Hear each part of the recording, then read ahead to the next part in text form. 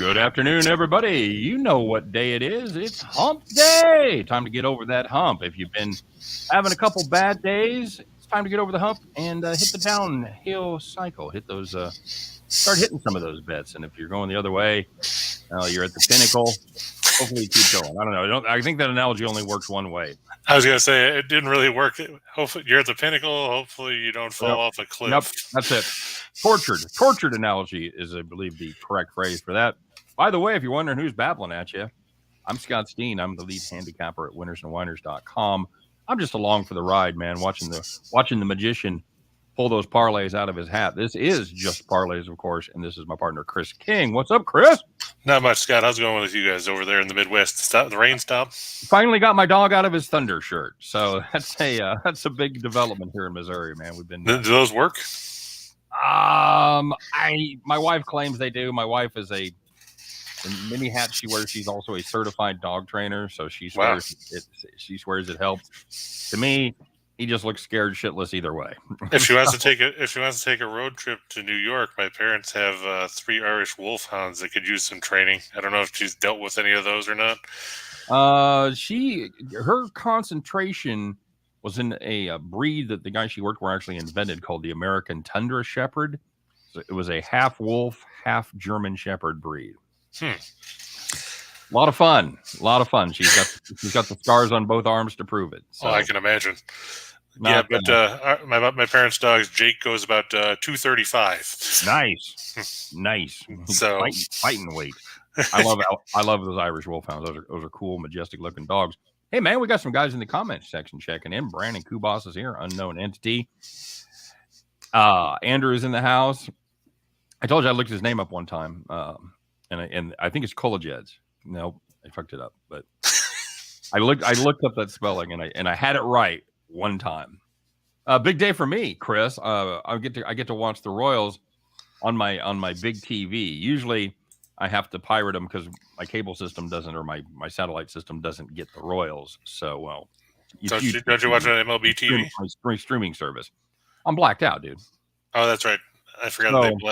I don't have to worry about that as much here unless they black out the Braves, and I don't care because I don't like them anyway. Right. So I've got to watch it on my computer because I'm usually borrowing the stream, and I just don't usually I can get the computer on my TV. I just don't the internet, but I don't fuck with it. So anyway, big news. I get to watch it in 55-inch glory here in my office. I'm pretty excited. Nothing wrong with that. Nothing at all. And except for the fact that you're watching the Royals, I guess. Well, that is the minor detail. I told everybody on my video, I said, the Royals are just about an auto fade at this point. I didn't have complete faith in Pilkington, and I didn't want to lay 150. And of course, Royals money came in. It went down to 135 by game. Jeez. I don't know who's out there going, I like this Royals team. This is a team they're due to bust out. So. Probably Dayton Moore. Dayton Moore moving the lines. It's I wouldn't doubt it. I wouldn't doubt it a bit. As we we abbreviate him around here, GMDM. That's how everybody in Royals Twitter knows the Dayton Moore, who's given us 1 championships and 17 losing seasons. About I don't know. It's not maybe Pete Rose bet on him. Pete Rose fading the Royals. Hey guys, both the Red Sox and Brewers choked last night. Glad I decided to lay off betting. Very good, Ryan. Yeah, I had the Brewers as my play. Coughed up not 1, not 2, but 3 leads. Thank you very much. They're up 3-1, 6-3, and 7-6, and they puked them all away. Josh. No, they didn't puke away 7-6. They were down 7-6. No, they scored in the top. I thought. No, they scored 3 in the 6th, and the Cubs scored 4 in the bottom of the 6th. And I thought 7-6. They scored in the top of the 7th to tie it up. Okay, they only tied it. Okay, so they puked up 2 leads and a tie. Sorry. Yeah. Yeah, I knew the Cubs came back and scored 4 the same inning. They scored 3. Yeah, that was a weird game because you watch the game cast thing on ESPN and you see a ball that bloops in the middle of center field, and all it says is Yelich tripled. It's like, what did Ian Happ fall down and break his leg trying to track down the ball? Yeah, not good. Oh man. So anyway, this is just parlays. We want to remind you guys, of course, as always, if you would be so kind, smash that like button. Let us know you're out there. Let us know you're digging what we're doing. And, of course, get your butt subscribed to our YouTube channels, Winners and Whiners YouTube channel. You're probably already subscribed there, but here's the deal. As of June 13th, we will be available live only on the Max Wagers Network YouTube channel. Very important, Max Wagers Network. Get over to the YouTube channel, get subscribed, click the bell, get notified every time we put up brand new content. If you don't want to be annoyed and click the bell, don't click the bell. Everybody out there goes, click the bell, got to hammer the bell, hammer the bell. If you took the raisins, if you didn't take the raisins. Yeah. The strawberries. I see the strawberries. Great movie, by the way. You ever seen that? I don't know if I did or not. The one that I was doing was George from Seinfeld. Humphrey Bogart. Oh, okay. Kane Mutiny. Yeah, so that's from a long while ago. Oh yeah. It's not a 21st century movie. And speaking without segues as we do with of the Max Wagers Network, a lot of great content on the Max Wagers Network. You and I were there last night doing Allie's show, but you can catch her every day at 1:00. You can catch Sean Higgs doing Midday Money at noon. Me and you here at 2. Me and Scott at 3 doing our gig. 4:00, Sean Miller. You want to talk about the beautiful game, soccer? I know all this stuff. I know there's a lot of soccer that's over. You can tell because they threw the flares, so that makes it official that the season is done. But I know, Sean, there's plenty of leagues and plenty of action. My God, you might even be forced to talk about soccer in America, Chris. I was going to say, isn't MLS still going on? Oh, it goes on. I think it's like 10 months out of the year it's going on. I was going to say, it seems like, MLS, it's kind of like golf. It stops for 5 minutes and then, it starts up again. I know it's colder than shit when they start. It's colder than shit when they end. That's what I know about soccer here in Missouri. And look who's in the chat, Scott. It's none other than the notorious it's NASCAR specialist, Rye Cape. He's the NASCAR sniper, man. It's good to have Rye aboard.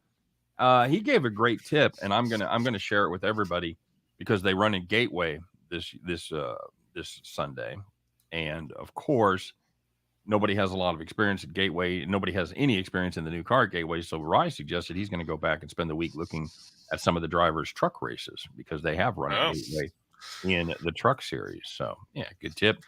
Good to have Rye. Make sure you check out me and Chris and Rye and Scott Reichel on our NASCAR show that we do every weekend. We get it posted about midnight Saturday morning.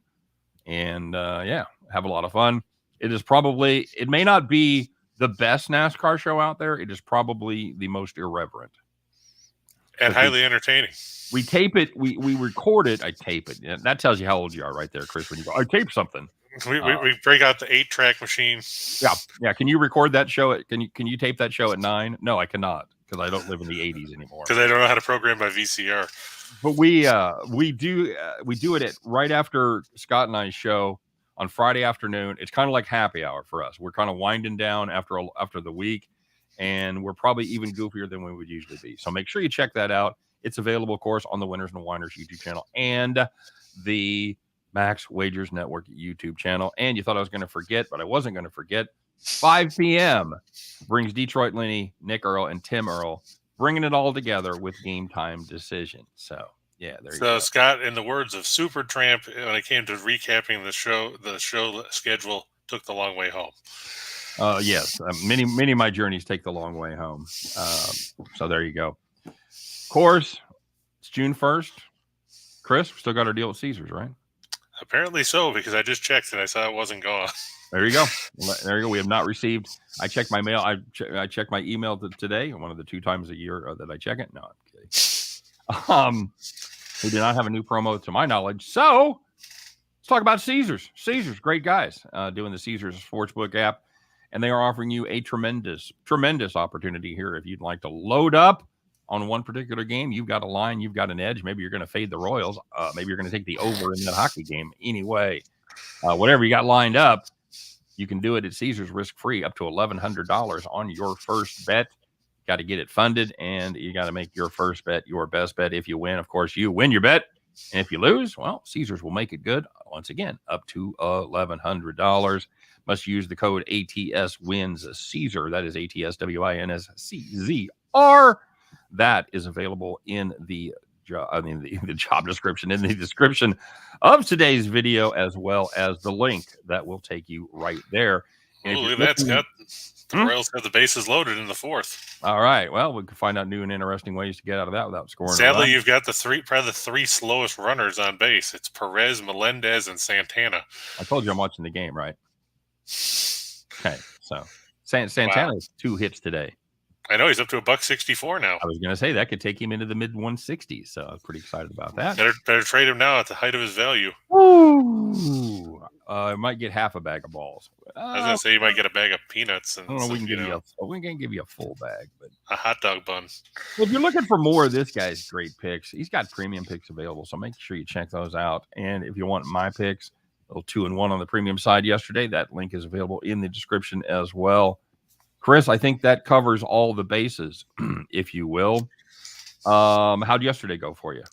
Well, Kenley Jansen decided to screw us over with the Braves blowing a lead in the ninth. Of course, they were up 6-2 in the sixth and still lost. But we did have the Astros and Avalanche on the run line and the puck line, so that one paid out better than 4.5 to 1. So okay, all right, it wasn't all bad. It basically paid for your day.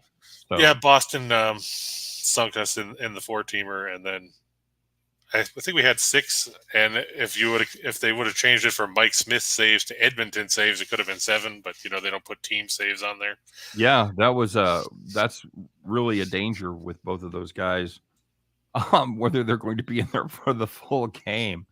But on the plus side, if you had taken Draisaitl for at least 2 assists, that out of the shot in the dark, that paid off at plus 300. So yeah, that's a good hit.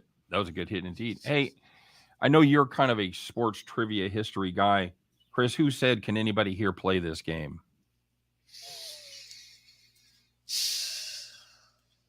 I'm not sure off the top of my head. Darn it. Now I have to look it up because I'm gonna tie it in. Well, while you're looking it up, we'll talk about that hockey game last night. It was a book by Jimmy Breslin. Sorry. Okay. Chronicled the New York Mets 1962 season. Oh yeah, well they couldn't play that year. They were right. 40 at 120. My question is, were the coaches last night, to paraphrase Jimmy Breslin, asking their goalies and asking their goalie reserves, can anyone here play this game? Because that was an absolutely just horrendous showing by both those netminders. It was, well, I mean, Kemper's excuse is he got hurt. Okay. Well, how many had he? He gave up 2. Huh?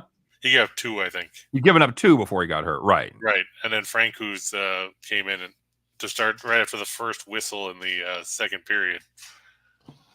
So now you have to wonder: is Kemper going to play, or is he going to be out? And then you're going to have to rely on Francouz and God knows who else you're going to have as your backup goaltender, because you don't necessarily carry 3 good goaltenders. You have one really good guy, an average guy, and then would we be better off playing with an empty net? Somebody wearing coveralls that you got to get them off the Zamboni.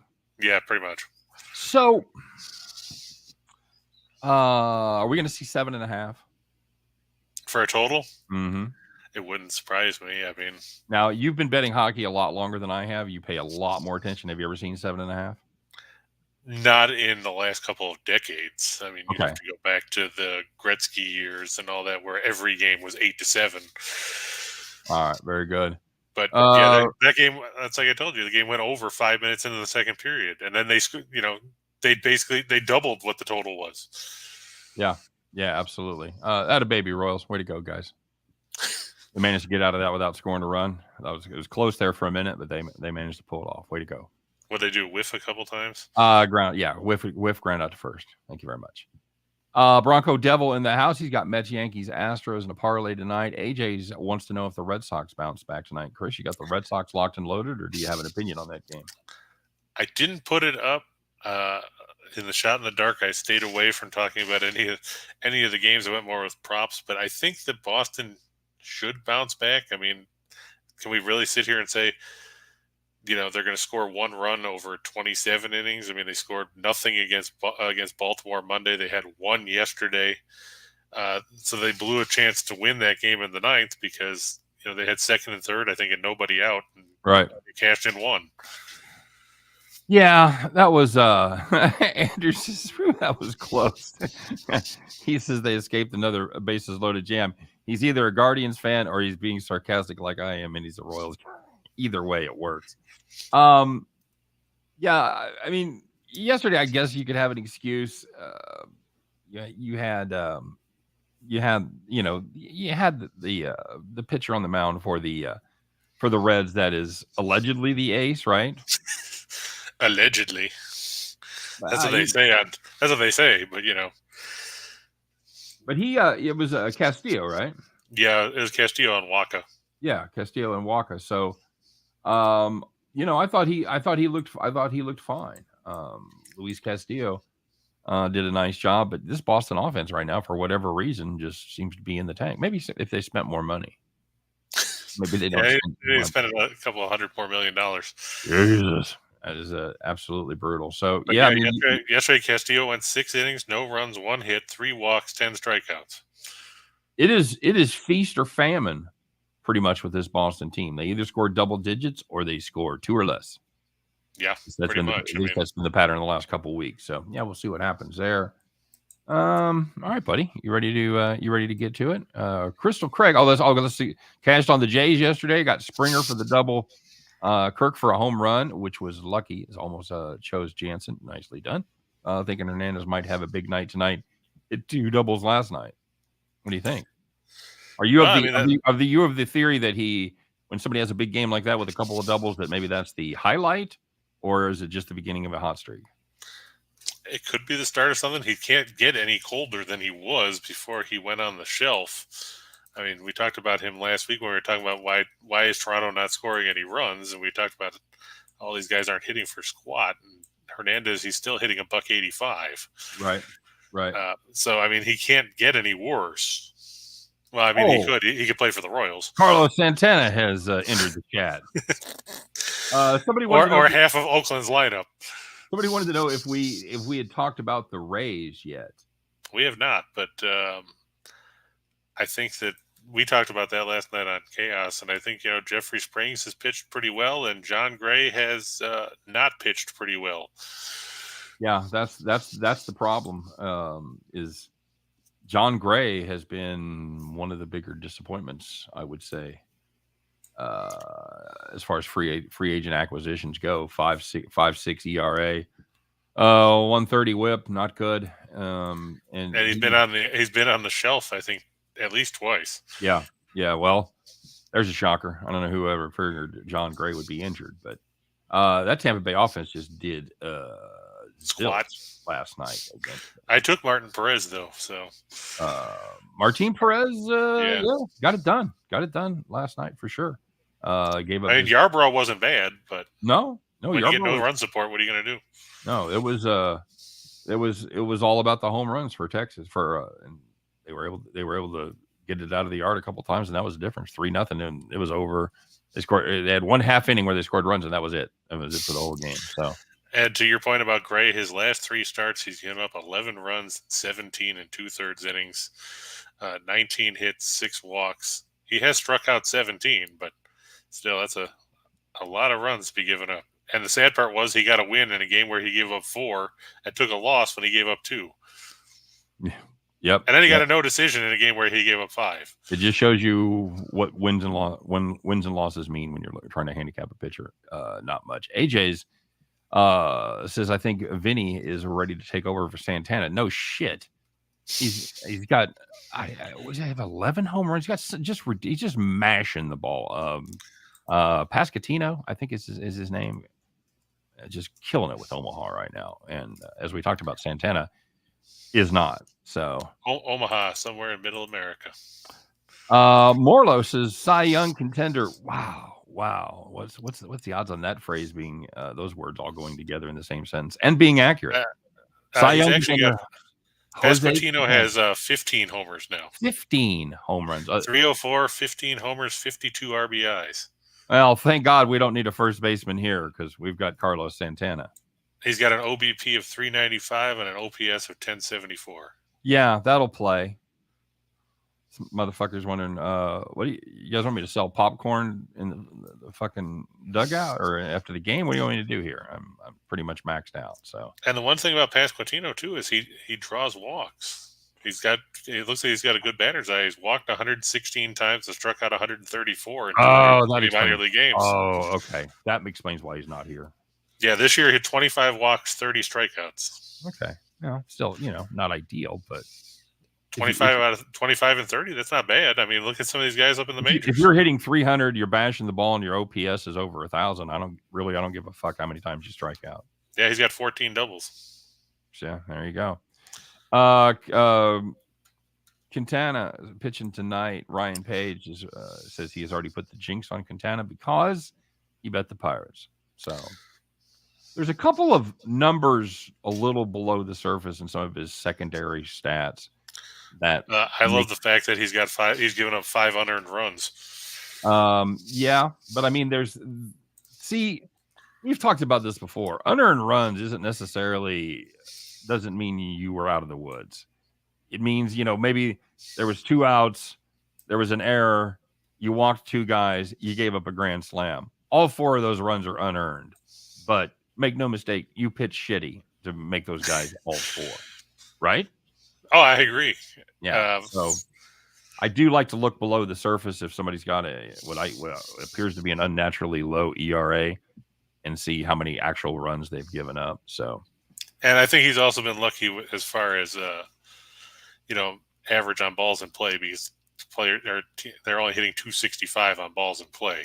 I was handicapping a pitcher the other day who had a BABIP of a couple of games of 160, but he'd given up 4 home runs in just 8 hits. And then I remembered, you know this funky thing about BABIP, that home runs do not count as balls in play.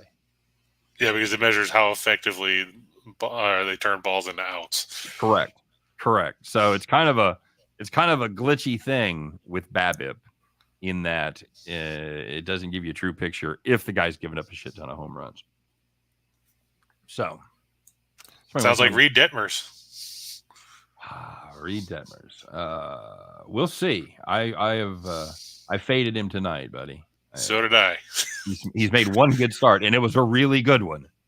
But that's it. That's really it.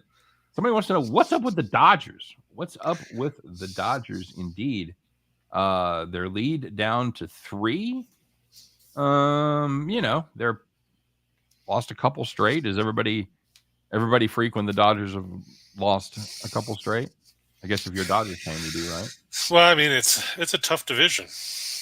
It is a tough division. Everybody was over 500 for a very long time. And, Arizona's played well, comparatively. For Arizona, sure. Yeah. So, I mean, we've seen some stuff happen. I think that the Dodgers will be all right. I think they might have underestimated Pittsburgh, but who doesn't? Yeah, very possible. Kevin Riley in the house. Good afternoon to you, Kevin. Good to have you here. I thought they would come back when I saw 2 on base. Yeah. Losing to the Pirates. Yeah. See, I can't. I can't roast anybody. That's what sucks. We literally have the worst record in baseball. We scored we have the second worst run differential. Second only to the Pirates, by the way. So they're probably taking care of that this weekend. Hey, Chris, let's make the folks some money, shall we? Sure, why not? Let's talk about some games, man. Look at that. We're going to talk about Reed Detmers. Okay. Yeah, the Angels have lost. You just watch my video and then write up a play? My God, Chris, come on. The Angels lost, and I didn't even see your video. So yeah, the Angels have lost 6 straight games. Let's face it, they haven't been good lately. The Yankees beat up on Noah Syndergaard yesterday, which was surprising because I thought Syndergaard would pitch better than he did. Yep. Nestor Cortez, has there been a bigger surprise? Is he a bigger surprise than Jose Quintana? Wow, what a great question. Yeah. Because I think he's been a little better than Quintana, and he didn't have to make the transition out of the Quintana didn't have to make the transition out of the bullpen. So I'd say for those reasons, yeah. But they're just about 1A and 1B for me. Yeah, I would agree with that. The Angels, they actually score some runs. The problem is their pitching has been terrible lately. We saw that with Toronto over the weekend. Yankees 5-0 in their last 5 at home against the left-handed starter. 11-3 in their last 14 against teams with winning record. 10-3 in their last 13 against starters with a WHIP less than 1.15. And Detmers is at 0.91, but he doesn't miss a lot of bats. No, he doesn't miss a lot of bats. In his no-hitter, he only had 2 strikeouts. He had one walk and 2 strikeouts. That's what you call pitching to contact right there, my friend. Yeah, he's given up 4 homers in his last 2 starts. He's also got an 8.49 ERA and 11 2/3 innings on the road. Yeah, not good. He's last 2 starts you mentioned since the no-hitter, 9 2/3 innings, 8 earned. Just 8 hits. That's the good news.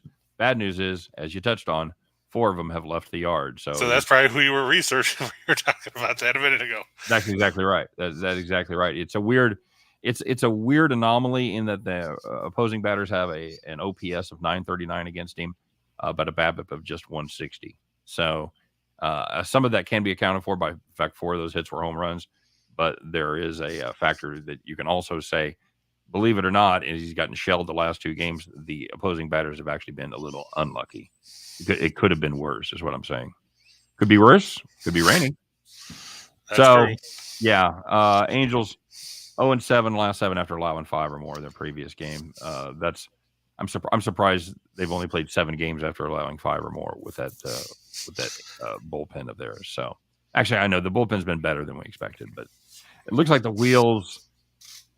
I don't know if they're not quite coming off the Angels, but they're definitely. You got a wobble. You got a couple of wobbles. Yeah. So I've got. Apparently, King Me has some heat for you in the next hour, Scott. What you got? Oh, we're going to save it for the next show? Okay. Apparently so. That's what it says in the chat. Okay. All right. I'm ready.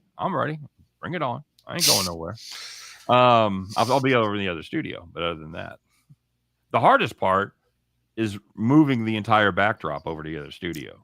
It's got to be difficult. Oh, I've got to roll it all the way down the parking lot. It takes a lot of time, but it's good to work out. It's good to work out. So, yeah, I'm going to sit. Not much to say about this one. Nestor Cortez has been fantastic. He's you look at behind his stats, that all the peripherals are good. He's given up more than 2 runs in just 1 of his 9 starts. That was 3, and that was in a game the Yankees ended up winning anyway. Yeah, I got nothing. I got nothing for the Angels here. I'm with you, Chris. I'm not afraid to lay the run line either. That was my play.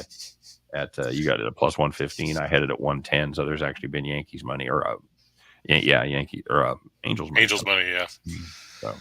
And Brandon asked about how about the Astros and the A's? Well, how about it? Boom. Brandon, nice job. Just like rehearsal, buddy. Well done. I mean, we're talking about a Houston team that's taken both games in this series. And in case you missed it yesterday, there was a Scott Reichel moment. The Scott Reichel, I could have done that moment in the 8th inning of that game. It was a 1-1 game. Frankie Montas gave up a solo homer to Chas McCormick. They took him out. They brought in Zach Jackson out of the bullpen to try to, keep things in check. And he promptly went to a full count and walked a guy. And then he went to a full count and walked another guy. Then he was ahead 0-2 and walked that guy. And then he was ahead 0-1 and walked that guy to force in a run. So he threw 4 straight walks. I'm not sure Reichel could have done that. I believe he could have given up 4 straight walks. I'm not sure he could have thrown, 3 strikes? It was like 6 or 7 strikes eventually, but. Okay. All right. Yeah. But, who knows how many of those were fouled off or anything, Or if it was Reichel, they probably would have been laughing at him. So they could have gotten some sympathy strikes. Yeah, that could be true. I grew up, I played a lot of baseball. I played through high school, but when I was in Little League, I was a catcher, of course, and I would jack around in practice throwing my side arm, my Dan Quisenberry, Kent DeColve, and the kids, they loved it. I threw strikes. So they finally talked the coach into letting me come in a game. And I came in, threw 12 straight balls, walked the bases loaded, and then promptly gave up a home run.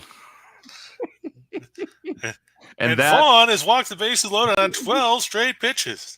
Look at these guys lay out pitches that close. That ended my nascent pitching career right there. Coach came in and said, "You couldn't be more done. Go down the tools of ignorance, my friend, and get used to it." A's playing better than I thought. They're playing better than I thought they would play, but I think they are at a decided disadvantage with Verlander on the bump for the Astros. Yeah, and Cole Irvin has not been. He's got some decent numbers, but he's another guy that doesn't miss bats. And in the case of him, I think they said he's got a 597 slugging percentage against or something.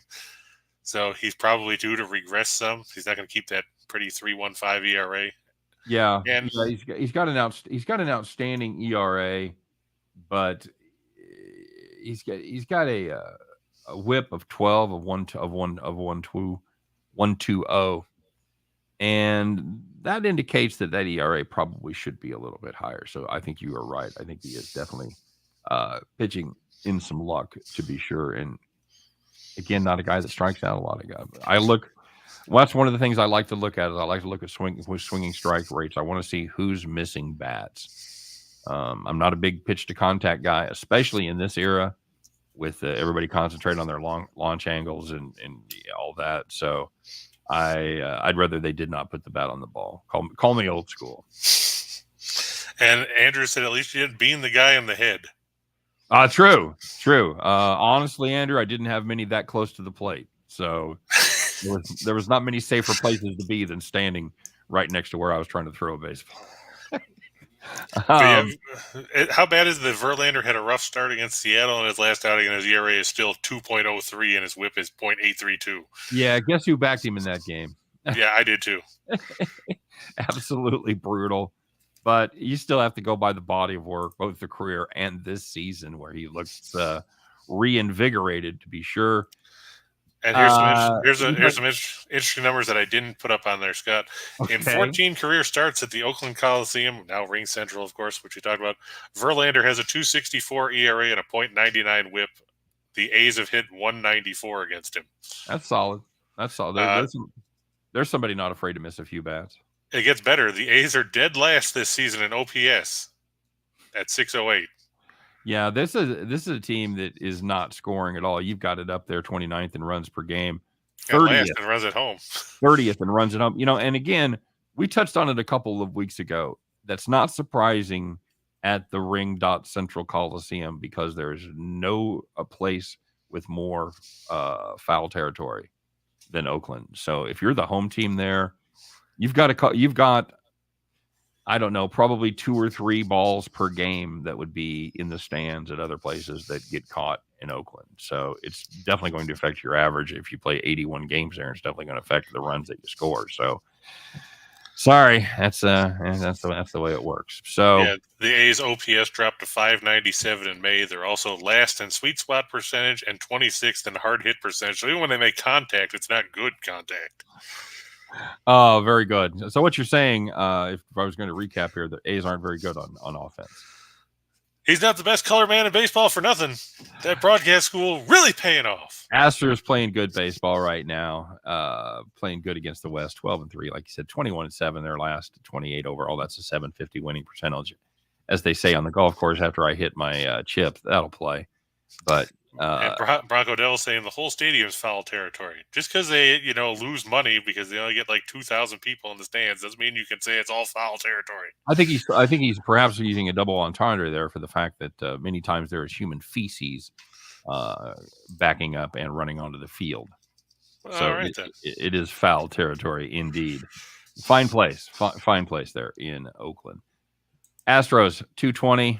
No interest in that number. I'm okay with laying the wood here and getting it down there to picking up that $1 worth of value. Yeah. Decent amount of value to pick up with a road team. So yeah, I'm cool with that. All right then. What you got, buddy? Now we got a hockey game. Hockey. Is this one going to be 8-6? No. Oh, I didn't think so. No, you got the Tampa Bay Lightning and the New York Rangers. The Rangers somehow get home ice advantage despite being the third place team in the Metropolitan. Tampa Bay, they haven't played in about 3 years? I believe so. I believe the last time was when they won the cup. So it does. They've definitely had some time off, buddy. Yeah, let me just see when their last game was because they wiped Florida out. So, and we talked about that ad nauseum about the experience factor being a case. Mm-hmm. Yeah, they haven't played since May 23rd, which was last Monday. There you go. So they've had a nice 9 days offish, 8 days off. Very nice. Yeah, which works in their favor because Braden Point can come back. He missed the Florida series with a lower body injury. You got to love the way they talk about that in hockey. It's nothing specific. We're just going to tell you what half of the body it is. Below the waist. We'll give you a hint. Elvis couldn't shake it on TV. So, But what do you make of this game, Scott? I mean, the Rangers, they won Game 7 on the road against Carolina to get here. Does the advantage, or does the fact that they had to play 7 games put them at a disadvantage? Does it give them an advantage? I think it puts them. I think that puts them at a disadvantage. Maybe Tampa Bay didn't want 9 days off or whatever, but it does give time for everybody to, I don't know, completely heal, but certainly get a lot better. Chris, here's the deal with this series. Give me the best goalie that's left and the team that's done it before until proven otherwise. So the been there, done that mentality returns. Yeah, until it's proven not to be the case. That's going to be my default position. Laying 130, even though you're on the road, I think that's a reasonable ask for Tampa Bay. I will definitely be getting involved, taking the Lightning on the money line. If you want to take a little extra value and take plus money, you can play reg or you can play the puck line. That's a great price for the puck line. Now this should be it should be a low scoring series or a low scoring game. I mean, probably a low scoring series as well. So the puck line becomes even more valuable as you're seeing right there. So picking up. Yeah, Tampa Bay covered the puck line in 3 of the 4 games against Florida. Okay. The Rangers, in their 3 losses to Carolina, 2 of them came by multiple goals, and then of course when they lost to Pittsburgh, 2 of their 3 losses were by multiple goals as well. Right. In hockey, and you always have to keep in mind the open net. At the end of the game, it's like in the NFL. Instead of just kneeling down at the end of the game, all they did was just drop back and throw fly passes. And every once in a while they'd connect one, and you'd put another, and you'd cover the line. Because how many times have you been? 3 points up and you're trying to cover a 9-point spread. You're like, just throw the fucking ball. And they're not going to throw it because there's no reason to do it. There's 30 seconds left. The other team's out of timeouts. You know what's coming. Wouldn't it be great if they just had to, at least has to be 30 yards in the air. That's the rule. Make it like arena football where, you can't kneel down. You have to at least try to advance the ball. Yep. I agree. All right, buddy. You and I both on the Lightning here. Are you going to get involved with the puck line? You think there's value there? I think so. I mean, like we said, Tampa Bay's covered the puck line in 3 of the 4 against Florida. They had success covering it against Toronto in the games they won. I just think, it's going to be a low-scoring thing. But, I mean, look at the puck line yesterday. Like you said, the empty net is the great equalizer to the puck line. Right. Because that game was 7-6 when Landeskog stole – or was it Landeskog or Rantanen stole the puck and then put it into the empty net, make it 8-6. So there you go. That's the great equalizer. Puck line bettors everywhere rejoiced as they were down to rooting for that, and that's exactly what happened. So yeah, it's I don't want to be a just a favorite guy here, but and again, Rangers could absolutely jump up and surprise me. They could play as well as they played in Game 7, and they could give Tampa Bay all they want and more. But until I see it, my default position is going to be best goalie and experience. Yeah, and my concern with the Rangers, not only the fatigue factor and the experience factor, but the fact that, how do they respond now? Now all of a sudden they have home ice advantage again, which is weird to me. But can Shesterkin play the way he did in Game 6 and 7, or are we going to see Shesterkin play the way he did against Pittsburgh? And Tampa Bay is a team that, if you want to play 5-4 or 6-5, Tampa Bay has the weapons to do that. Yeah, they'll go. If you want to play 1-0 or 2-1, Tampa Bay's got the weapons to do that. Yeah, they can come at you, or they can play pump and dump. They don't care. They'll go either way. I agree, and I think versatility is important once you get to this point as well. So, and Bill asked if we've been riding the Mets. Well, if you met against the Nationals, why not? Yeah. Would have had them today, but of course they started at 110, so it was before the show. Right. I was all excited. I was like halfway through handicapping that game, and I saw the start time. I'm like, oh god.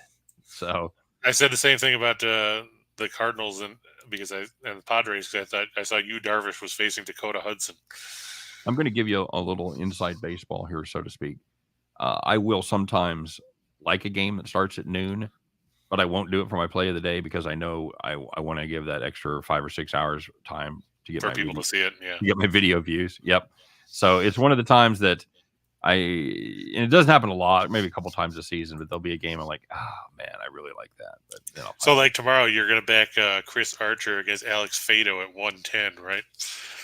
Well, it does sound like something I would do, although I'm still a little reluctant to jump on the Archer train at this point. Good show, not a great pitcher. This is true. All right, buddy. NBA yet? Got some NBA? Got some Not NBA? tomorrow. I'm fucking with you. I know it. Yeah, Well, not till tomorrow. Well, then let's play a couple 2-teamers. Let's make some money. All righty. There you go. Lex said he's going to take the Lightning in under 5 games. That Under means they'd have to sweep. Yeah, I get it. Thanks. I'm just thinking I'm pretty good with the arrows that go each way. Well, no, I wasn't saying that. I was just thinking could you take 5 or under as opposed to? Okay, I wasn't sure because I know some of the books are picky about that. Lex, what is the price on that? I'm assuming you're getting 6 to 1, 5 to 1, something like that. And yeah, Bill, I think Verlander bounces back tonight. We talked about it a little bit ago. Oakland is terrible as a offensive team. They're last in runs per game at home. They're second worst in runs overall, thanks to the Tigers. I think the thing I like about Verlander the best tonight is I'm not backing him. So, Bill, you should go ahead and feel free to load up. I think you're safe. Oh, you didn't bet that one, even though you said you would take Houston? What's that? No, I did not bet it. I've not bet it yet. It's not. And I know we talked him into it. I want to know. I know people want to know if I'm playing this one or not. But well, considering it starts in an hour, I know. No, they're waiting with bated breath. Like, all right, what are you going to do? You'll have to wait till the next show to find out. Are you going to jinx me or not? It'll be like Tony Schiavone at the end of WCW when it used to be on TV. We're out of time. Okay, again, stop me before I wrestling sub reference again. Sure, it's just like that, buddy. Just like that, exactly. Braves, Diamondbacks. I like Kyle Wright here. He's facing Bumgarner. Bumgarner struggled in the month of May. It was the opposite of the last couple of seasons where he struggled early and then kind of straightened it out to an extent later in the season. He was really good in April, at least his first 3 starts, and then has been a bit of a bum. Can we say it? Yeah, I mean, I know you can say some of it was because he faced the Dodgers a couple times, but hey, the Pirates beat them. Yeah. In the month of May, Bumgarner 1-2, a .533 earned run average. Gave up 7 homers and 25 1/3. I think that started. I'm almost certain. I think we backed him against Luzardo. No, we backed him against Gonsolin. That's right. We took a shot against Gonsolin. And I think that's he's had 3 shitty starts since then, and he's getting worse. He's given up 2, 3, 4, and 5 in his last 4 starts. Yeah, he gave. Let's see. The Gonsolin start was May 16th. They lost 5-4. He since then he threw 7 innings against the Cubs. He had 4 runs on 5 hits, no walks, 7 strikeouts. Gave up 2 homers. In a game they won in extra innings.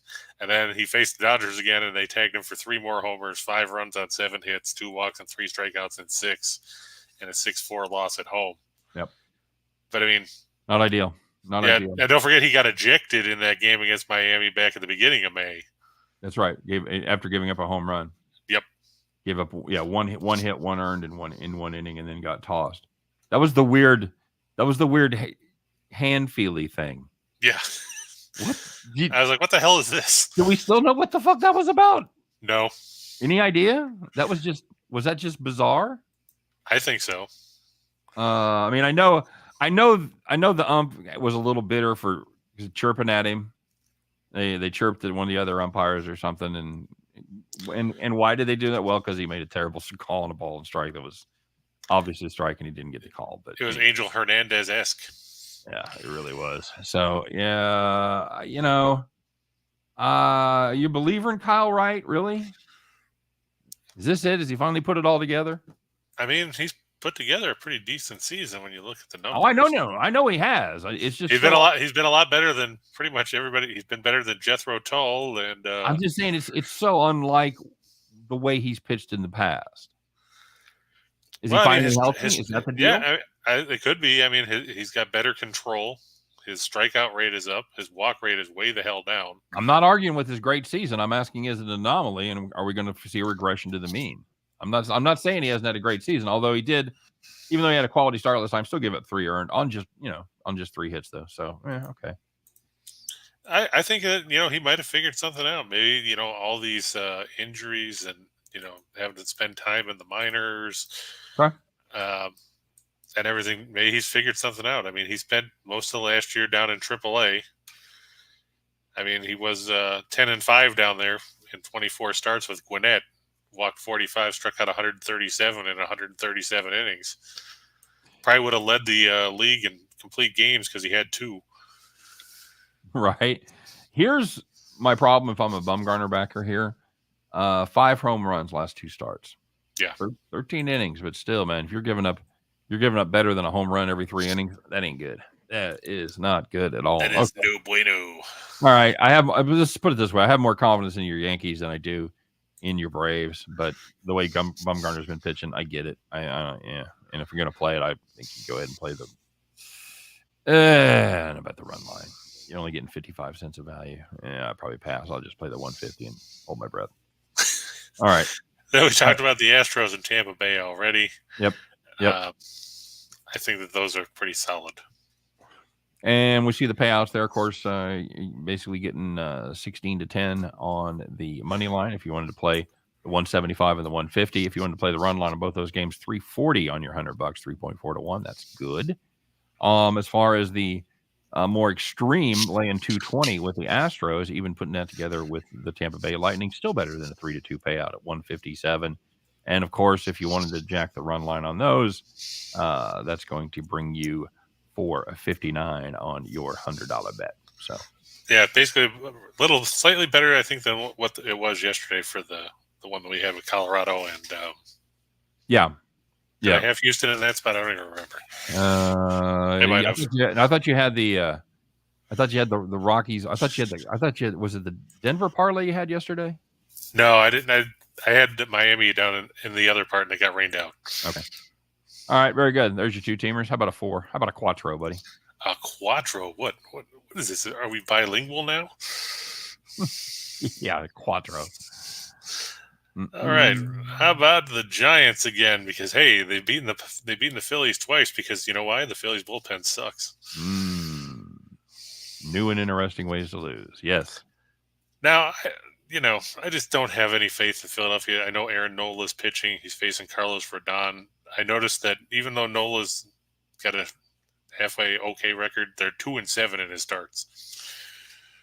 Not good. That's not, and sometimes that matters. Sometimes it doesn't. Sometimes guys, for just whatever reason, are snake bit. Teams don't score runs for them, and it's just kind of an anomalous thing that happens. But you'll see it year in and year out. You'll see one pitcher that gets tons of run support, and you'll see one pitcher throughout the whole season that doesn't get any. So, and Rye just said the Phillies are embarrassing. Dude, such a good team too. I really like that Phillies team going into the season, and they've. Can we just be nice and say they've underperformed a little bit?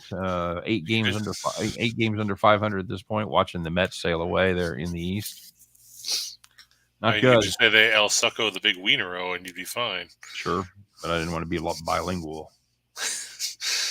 All right. In the case of Nola, I'm just taking a look here. He had a good start. He picked up a win over Atlanta his last time out. Through 8 1/3, he had 1 run on 5 hits, struck out 10. It was the first win in a game that he started since opening day. Brutal. Just absolutely brutal. They had lost 8 straight starts in between to the Mets, the Rockies, the Brewers. There's back-to-back games where he started and, they scored no runs for him. And then the Mets, Seattle, and twice to the Dodgers. I'm no expert, but I'm pretty sure that makes it tough to win. This is true. They don't. The one game he threw 7 innings and gave up no runs on 1 hit and got a no decision. Now this next one, Chris, This is probably the one I have the most questions about, mainly because I'm just a Skubal guy. I like Skubal too, but I'm just worried about the fact that Detroit doesn't score any runs.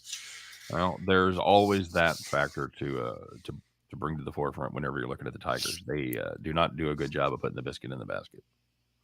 Yeah, and and Oberst pitched fairly well, and the Twins actually have guys that can hit the ball.